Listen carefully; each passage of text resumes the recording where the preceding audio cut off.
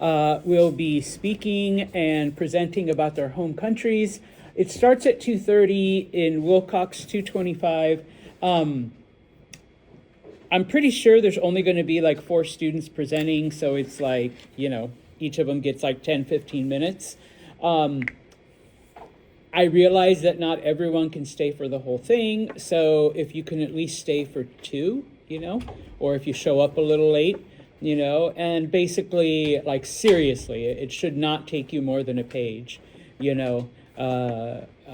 Zan from, Australia, and he's here to study business, and he plays on the, he's on the track team. Boom. I mean, more than that, don't really, unless, there's some fun, interesting stuff that you learned about Australia or something.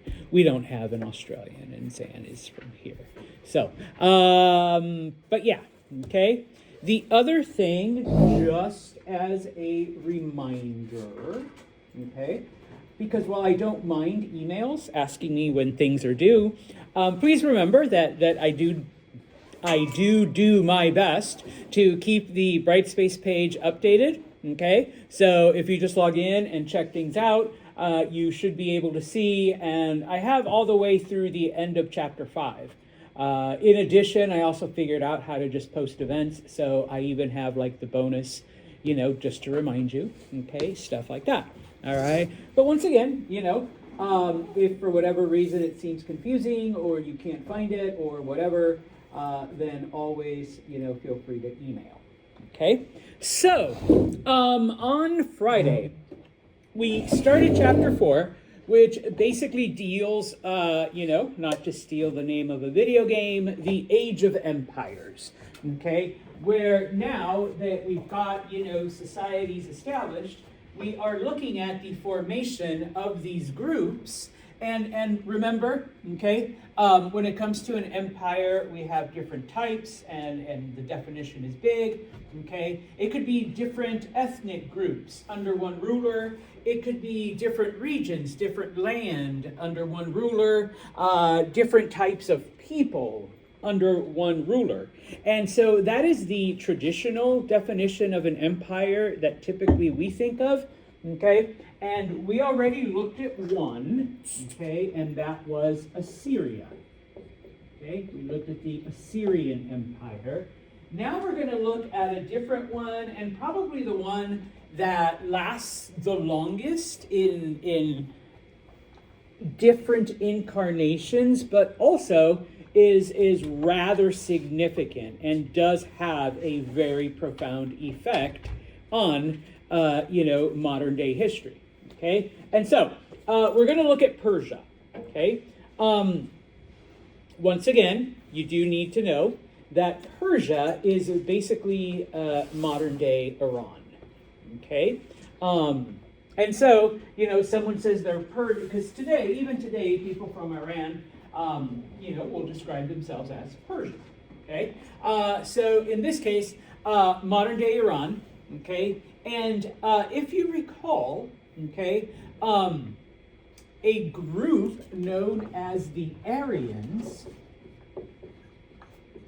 when it was the Indo-European migrations a couple hundred years before this, came in and invaded India and mixed with the people there, and they settled and they created, the basis of what will eventually become Indian culture. Okay, now, some of those people kind of lagged behind and remained in the area that we will call Persia, or that eventually becomes known as Iran. Okay? In fact, the name Iran means land of the Aryans. Okay? And so these people, they're basically, the Central Asian tribe. That just, like I said, these were the stragglers. These are the people that didn't want to go all the way to India. These are the ones that kind of, just decided to stay in that area. And so over time, now we're jumping ahead and mixing for a couple hundred years. Over time, these Aryans mix with a lot of the local people. And so after a couple hundred years, you end up with two peoples, okay? One are known as the Medes and one are known as Persians, okay? Now, they live together, okay? Once again, they're a mix of the old Aryans and whatever peoples just happen to live in the area, okay? But, the Medes were the ruling tribe. They dominated everything, and the Persians were kind of an underclass, all right? Now, what ends up happening, okay, is that a man by the name of Cyrus, okay, he somehow is able to marry into a Mede family. Okay, he marries the daughter of an important Mede person, and using his wife's family connections, okay, he is able to rise in power, and he is able to dominate not only amongst the Medes, but then he is able to unite both groups and bring them together under his authority.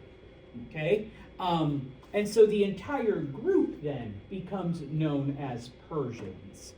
Okay? So, once he does this, he's like, okay, I started from the underclass. I was able to marry a daughter of the upper class. I was able to not only dominate the upper class, but then dominate all of the other people and bring them together under one rule. Hey, I'm just going to go out and start conquering now. All right, now that I have the power of this entire state behind me. Okay, and so, to history, he's known as Cyrus the Great. Okay, and we'll talk about why he gets that title, number one.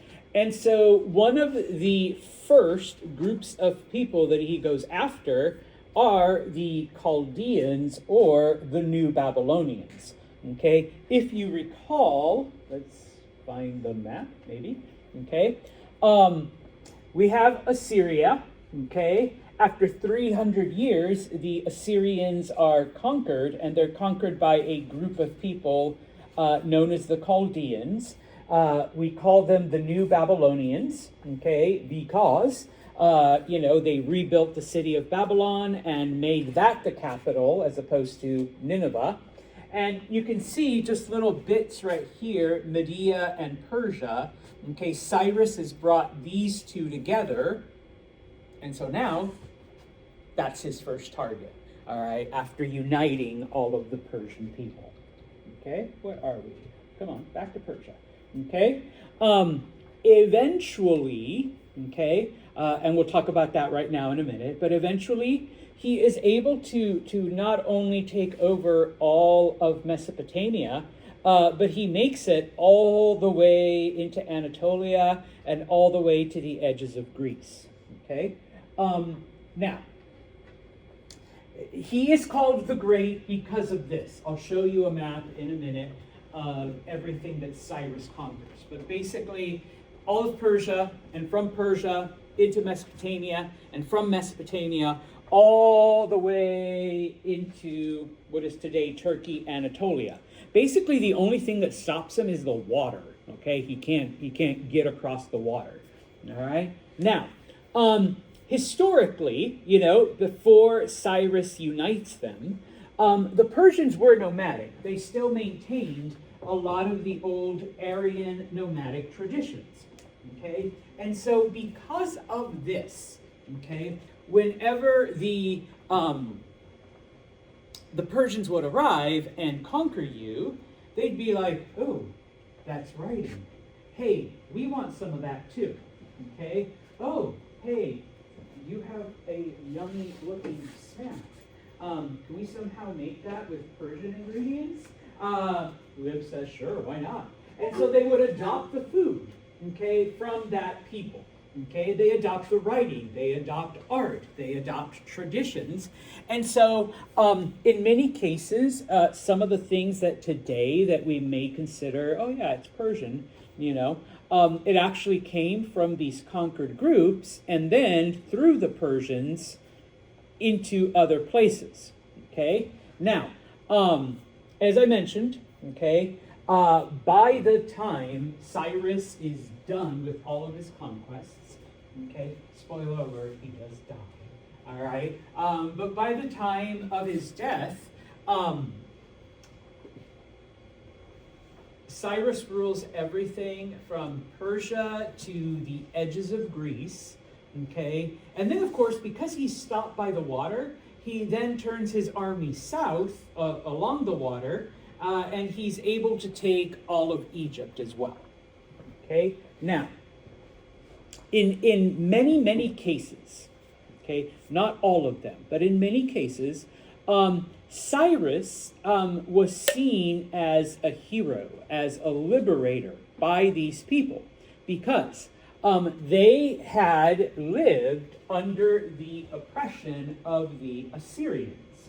Okay, remember thumbs and toes. Okay, are getting cut off. People are being enslaved. People are being forcibly relocated. You know, the Assyrians were good at the psychological warfare as well.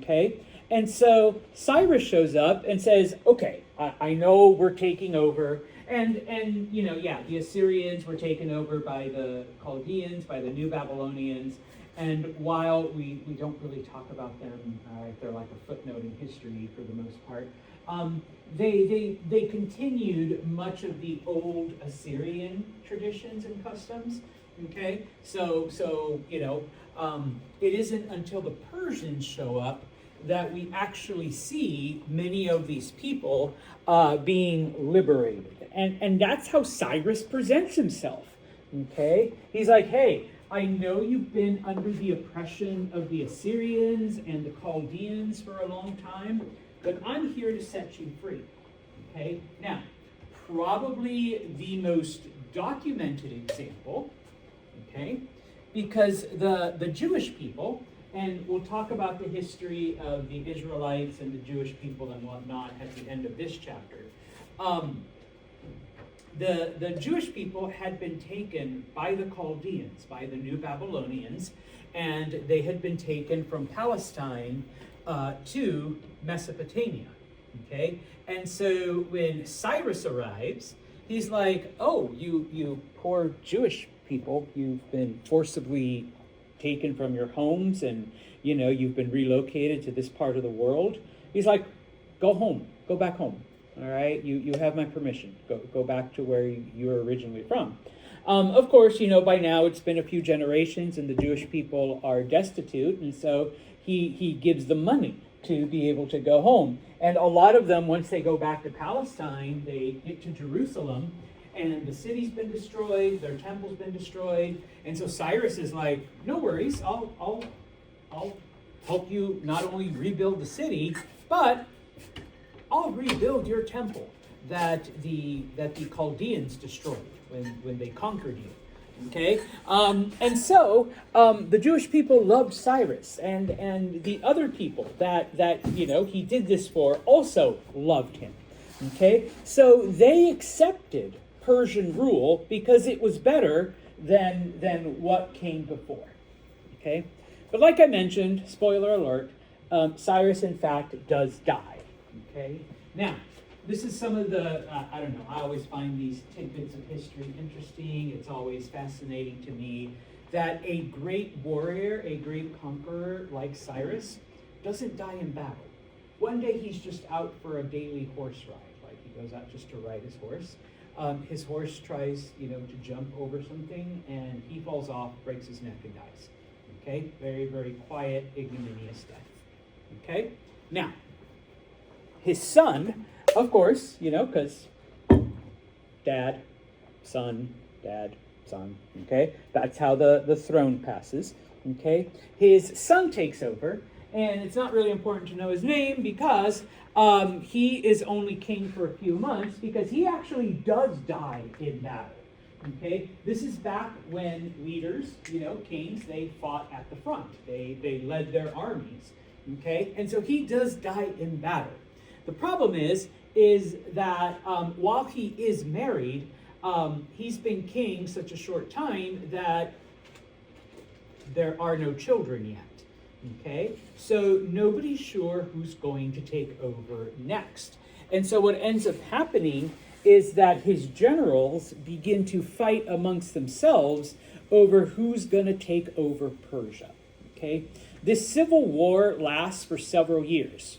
Eventually, one man, a man named Darius, so I learned his name is Darius. In newer history books, for some reason, people are pronouncing it Darius. Just a new translation. I have no idea. I'm going to say Darius. You can say Darius. It's okay. All right.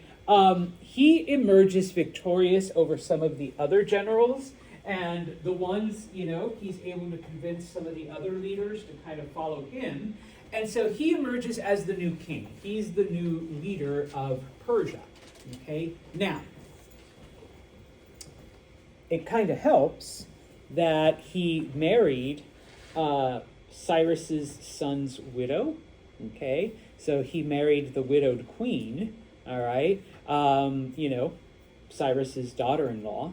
Okay, so that kind of strengthens his claim a little bit. Now, during the time that this civil war has been happening, of course, while some groups welcomed Cyrus and, as a liberator and all of this, not everybody did. And so those areas, rebelled during this time. They broke away, and because the Persians were so busy fighting amongst themselves, once Darius solidifies his power, most of his time is spent putting down these rebellions and reconquering these areas, but he does conquer new areas. All right. Now, Darius is also known as the Great, but for different reasons from Cyrus. Okay. I promised you the map. All right. So the purple area, that is the original Persian homeland. All right. That is where the Aryans came and mixed with the people and, the whole thing. And this is, the Medes lived here, the original Persians lived here. And so Cyrus is able to marry into a Mede family, and then he's able to bring them all together, blah, blah, blah. Everything that you see in brown is what Cyrus conquered. Okay? He conquered a lot, all right, during his time as king. Okay?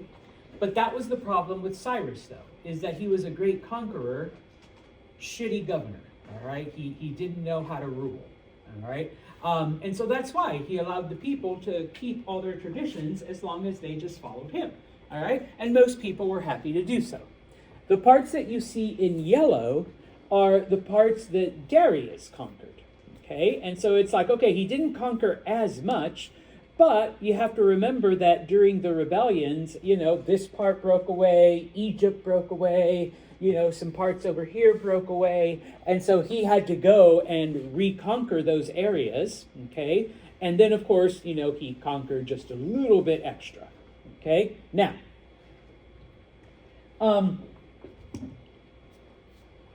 like I said, Cyrus, great conqueror, bad governor, okay? Because he really doesn't do anything other than keep doing what you're doing, just follow me now, instead of whoever you were following before, okay? And so, Darius at first continues that, okay, until he sees, inefficiencies in the system. And so, in this case, this is one of the reasons why he's known as the Great, okay? Because he does introduce, a new system of government, into the people. Now, he realizes that Cyrus did have a good argument in that allowing the people to maintain their traditions and let them do everything that they were doing before, granted a certain bit of, made the people more docile.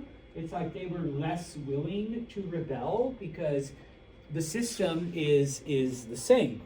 Okay, we're not really changing anything other than instead of following and paying tribute to, this guy, we are doing it to Cyrus, and then later to Darius. Okay, and so basically, Darius is like, okay, that will work. Okay, but there's a couple things that we do need to change.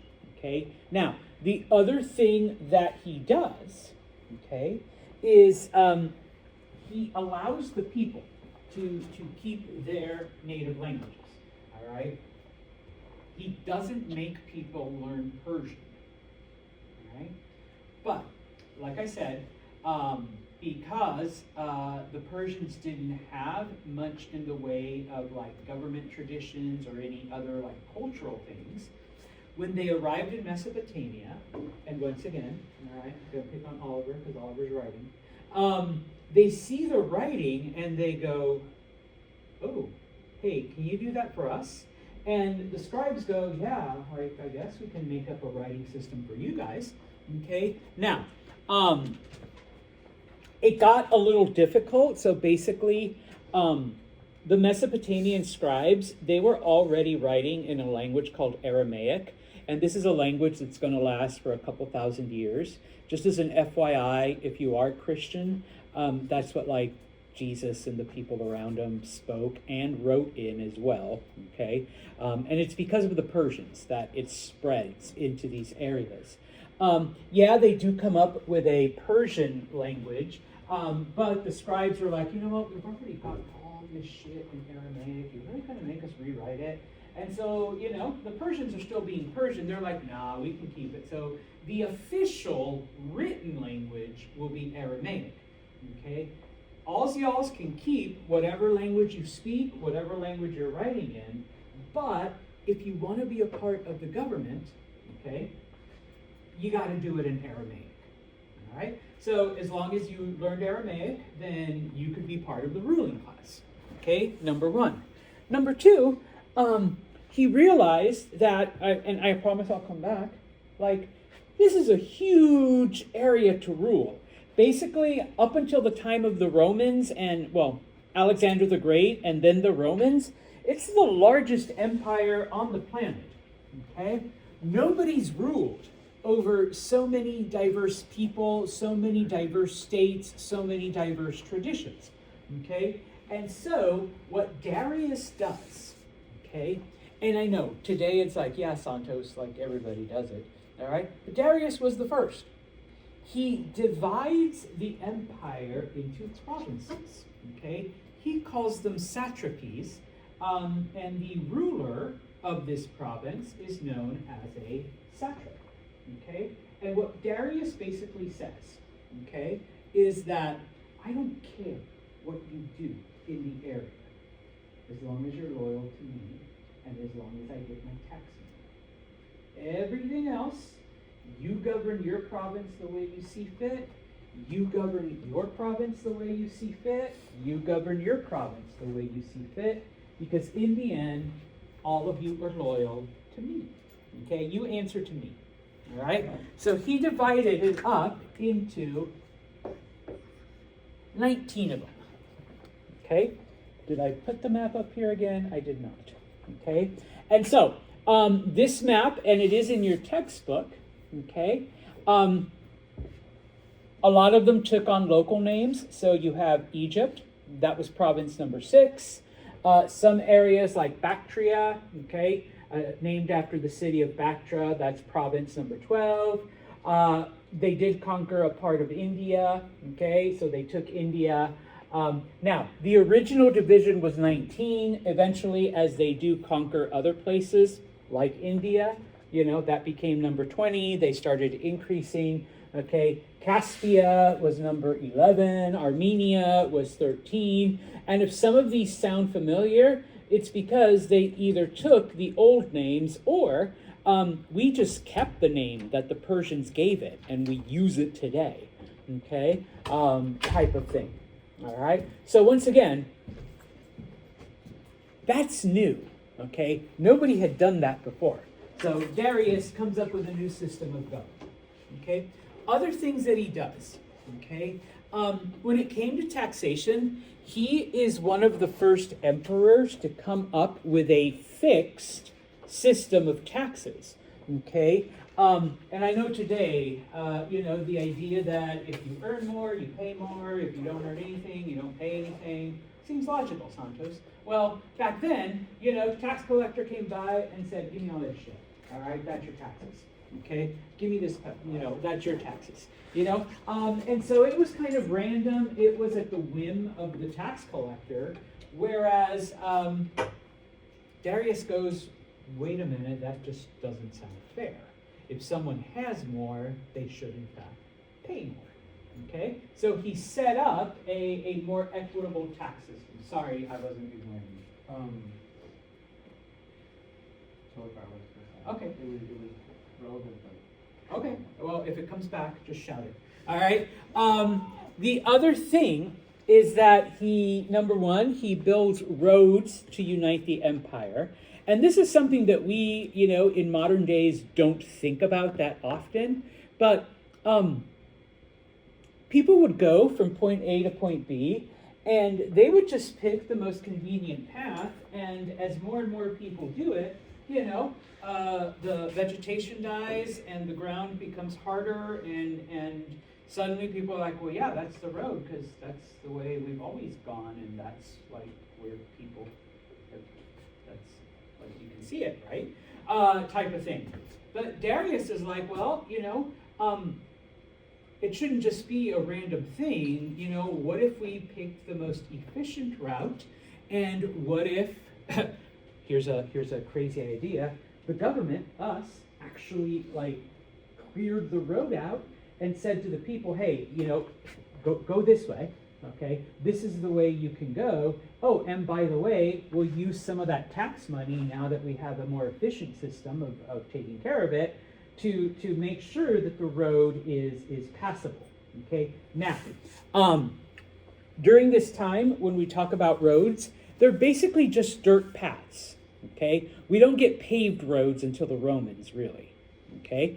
The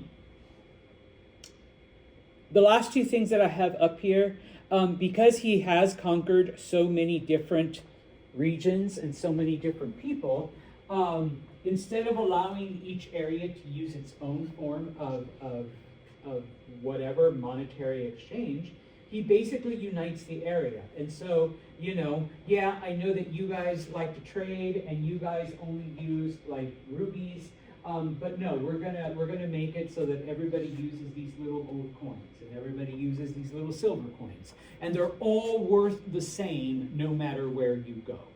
Okay, and then finally, there was a time when every distinct area had its own version of what things weighed and how to measure sizes and how to measure lengths and distances and all kinds of shit, which is a lot of times why it's hard to sometimes recreate certain things from the past, okay?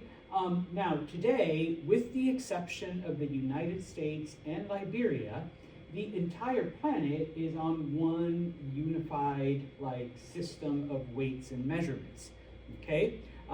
We are the only weirdos, and Liberia, who decide that, no, we're gonna do just some random shit, okay? Now, just for instance, okay, what 12 inches is what?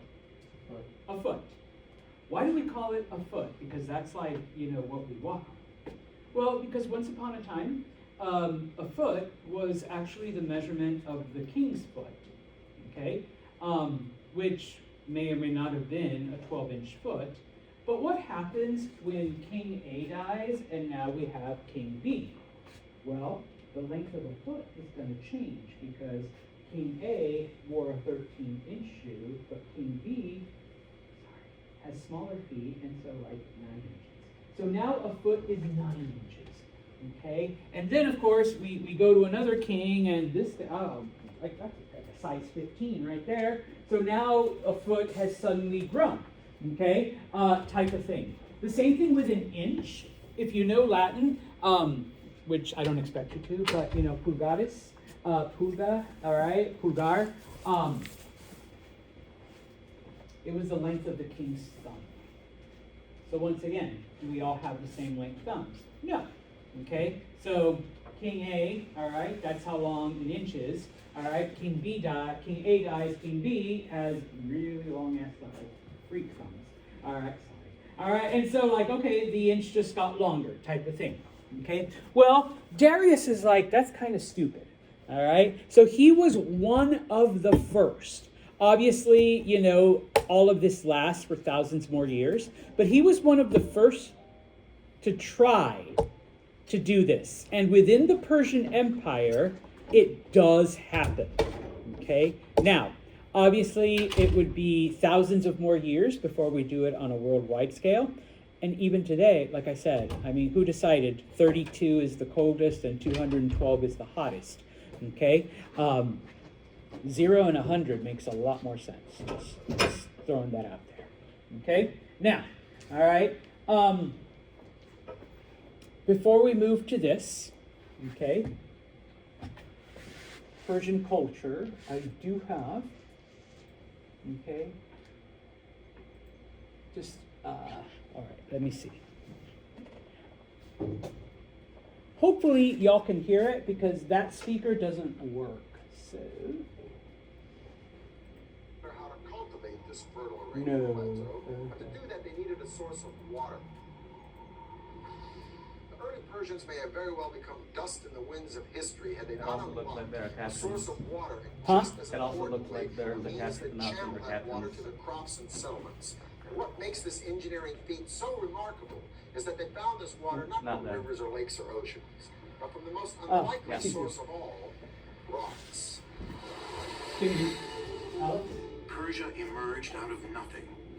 A rugged, hostile terrain built with only invention and determination. We need to do this. 3,000 years ago, nomadic early Persians roamed the parched, forbidding Iranian plateau. Finding water meant traveling long distances. It fell to a hybrid engineer, geologist and diviner called a Mogani to figure out how to bring it back to his people. Using nothing more than stone chisels, Moganis would build the first cornerstone of the Persian Empire. A breakthrough system of underground irrigation canals called kanats. They began by harnessing gravity to exploit the natural topography of their land, which sloped relentlessly down from the Alborz Mountains towards the Persian Gulf. Vertical shafts were first dug down from the surface, and the tunnel was excavated horizontally for a short distance. Then another vertical shaft was built, approximately 3/4 of a mile up the slope, and the channel continued. It can be sometimes 20, 30, 40 kilometers away, so it's a very skilled operation, to the point where the gradient of the water channel meets the aquifer, or the groundwater, sloping up at the point where the mountains begin. The angle of the slope was crucial. 1 unit in elevation for every 100 on the horizontal.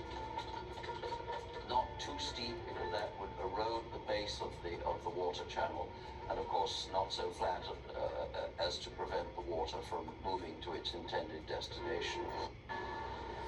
Sorry, I'm not paying for premium. Or at least the college isn't. 2,000 years before Rome's legendary aqueducts, the Persians were channeling massive amounts of water over long distances. In hot, dry climates, with minimal loss due to leakage or evaporation. Water means food, but the engineering technology to locate that water and move it was a carrot that the Persians were dangling in front of their neighbors. Around 700 BC, all of these tribes... Okay, so the point here is that Persia is the first, where are you? Here you are, is the first of the societies to develop not next to a river, okay? Because even the Assyrians, okay, they conquered, Mesopotamia. So they still had the power of the Tigris and the Euphrates, okay? And so in this case, the Persians were one of the first to come up with the engineering to bring water from where it was in the mountains to where they needed it in the cities. Okay? And so they developed some of the first aqueducts. Okay, so the Romans built the best ones, but the Persians built the first ones. And they referred to them as qanats, which is where we get the word canal in English from. Okay, so you're moving water from point A to point B. And so that's how they were able to develop this society away from a river. Okay, I almost forgot that part.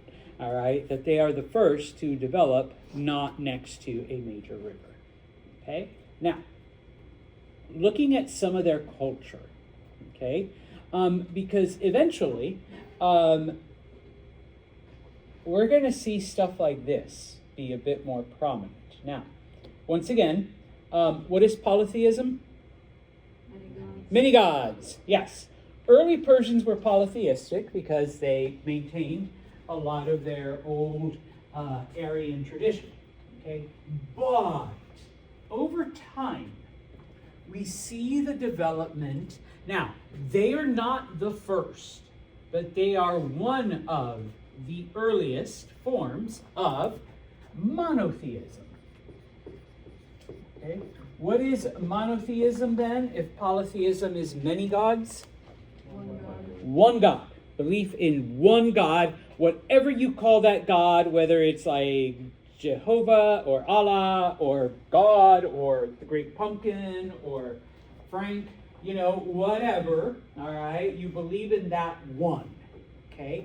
Now, eventually, all right, we get a religious movement known as Zoroastrianism, okay? It's named after its founder, Zoroaster, who created it around the year 1000 BCE. Now, Zoroastrianism is based on the belief that there is only one God, and that God is called Ahura Mazda. Okay? Now, just as an FYI, in the pantheon of Persian gods, okay, there was a god named Ahura, there was a god named Mazda, there was like lots of different Persian gods, but somehow Zoroaster brought these two together, just like we see, Ra and stuff like that, and Ammon amongst the Egyptians. They bring them together in some way, they become one god with the qualities of both. Basically, these were two gods, and so in Zoroastrianism, they're actually fused into one, and they contain the power of everything. Okay, number one. All right. Number two, this is one of the first, not the first, but one of the first religious movements to actually have like a theology, like a system of like belief and teaching and doctrine. Okay, because up until this point, okay, the gods are assholes, pardon my Persian, all right? And they control nature, they control the weather, they control the seasons. And so basically what we have to do is keep the gods happy so that they don't kill us, okay? Later on, when it's the Greeks, we got to keep Zeus and the other gods happy so they don't come and, rape our daughters and carry them away and take them to the underworld and all of this other stuff, okay? But in this case, though, Ahura Mazda is the supreme creator. Okay? Now, Ahura Mazda has an evil twin named Ahriman. Okay? And so basically, the purpose of humanity isn't to, keep us happy or to, like, not piss us off so that we destroy your crops or, not, annoy us so that I kidnap your daughter or whatever, okay? Basically, humans, you're here on Earth to make choices. And you either choose good or evil, light or darkness, okay? Life or death, truth or lies, okay? And of course, you have the freedom to do what you want with your life, but when you die and go to the afterlife, because they believed in an afterlife, you will either be rewarded or punished according to the choices you made. Okay? If it sounds familiar, it's because a lot of monotheistic religions and beliefs and traditions tend to follow something similar. Okay? Like I said, they're not the first, but they're one of the earliest ones. And so, in order to keep humans from screwing up, we have a lot of rules that you have to follow. Okay? And if you follow the rules, then you'll end up in a good place. And if you don't follow the rules, then you will be punished in the afterlife. Okay? Believe it or not, Zoroastrianism was not very popular when it was first brought up. Okay? I wonder why. All right? But eventually, though, okay, we add more things to it. Now, the priests of Zoroastrianism were known as magi. Okay? Guess what word we get from magi? Magic. Yeah. It was believed that the priests had powers, supernatural powers, okay, to do shit. All right. Now, Zoroastrianism becomes much more popular when fire worship is introduced. And I am of the belief that you introduce fire or fireworks into anything, all right, it's automatically 1,000 times cooler. All right. I'm not very religious at all, but I don't know. Add some pyrotechnics to your worship service, and I may show up on a Sunday. All right, type of that. And your priest comes out in a big robe and no, nothing like that. Your church doesn't do that? No? Okay. No? Okay, that's fine. All right, so, but fire worship becomes an essential part of Zoroastrianism, and of course your priests are known as magi or magic. And so if you ever want the roots of magicians, they can make fire. It all kind of comes from this. Is there a correlation between magi and the magi who came to see Jesus? Is there yeah, the three magi. Yeah, they came from the east. Okay. So, same group as this one? Mm-hmm. Yeah. Some biblical scholars believe that it was Zoroastrian priests that came, that they had also heard the legend of a savior, and all of that other stuff. Okay. Now, a couple of other things that, yes, in this case, they are also one of the first because, you do have the Egyptians who believe in an afterlife. You do have, later Indian beliefs that believe in an afterlife. But in India, it's more of reincarnation. And the Egyptians, you would take your body and all your stuff, okay? Zoroastrians are one of the first to believe that it's your soul that continues, that your body was just like a vessel, an empty shell, so that now that your soul has left it, okay, your body's basically just a flesh vehicle that we somehow have to get rid of, okay? And so, what ends up happening, it's one of these circle of life, type of things. Because, the earth was considered like a creation of Ahura Mazda, and so were the animals and stuff, it's kind of okay, we're just going to leave your body out wherever, so that number one, the animals will come and eat it, okay, because the animals are Ahura Mazda's creation, and so it's only fair that your empty corpse should feed them. And then whatever's left over will return to the earth and, become a part of, the air, the water, the whatever, that is the whole, cyclical, like I said, the circle of life type of thing. And so to the Zoroastrians, it kind of made sense. Back to the dust, you feed the animals and whatever's left over, it becomes part of the earth again. When the Greeks first arrived, they were freaked out because they saw all these corpses just lying out in the middle of the desert or strung up on like something. And, like crows were eating the eyes and other animals were biting parts off. And then they'd find skeletons just wherever. And they're like, oh my God, these Persians are crazy, okay, type of thing. All right. The other thing that we get, okay, during this time, of course, and we see this in just about every culture, the unity between religion and the government.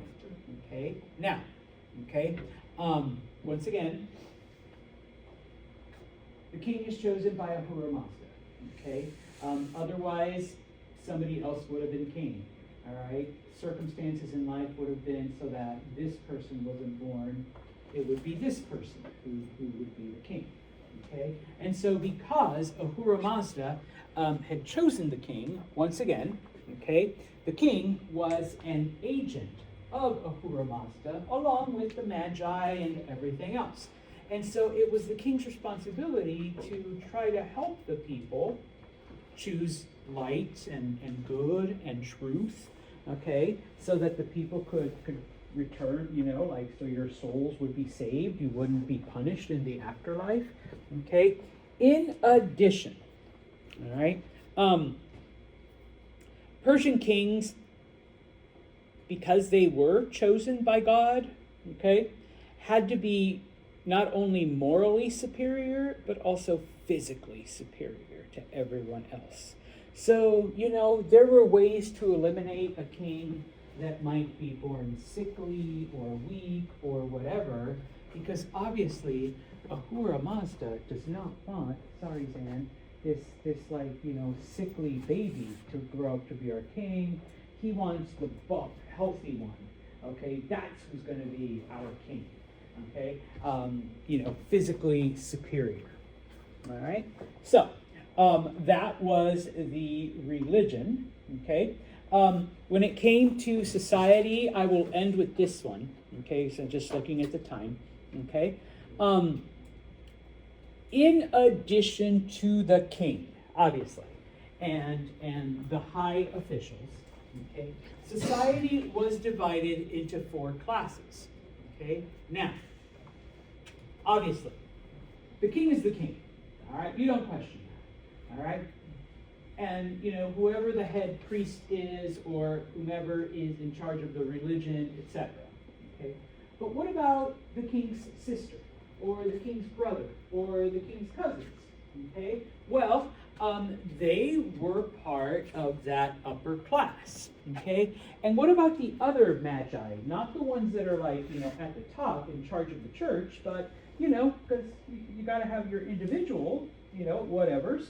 Okay, so those people were at the top. Okay, in addition, remember that Persia is a society that's built on conquest, so warriors are important. So also at the top, you have the warrior class.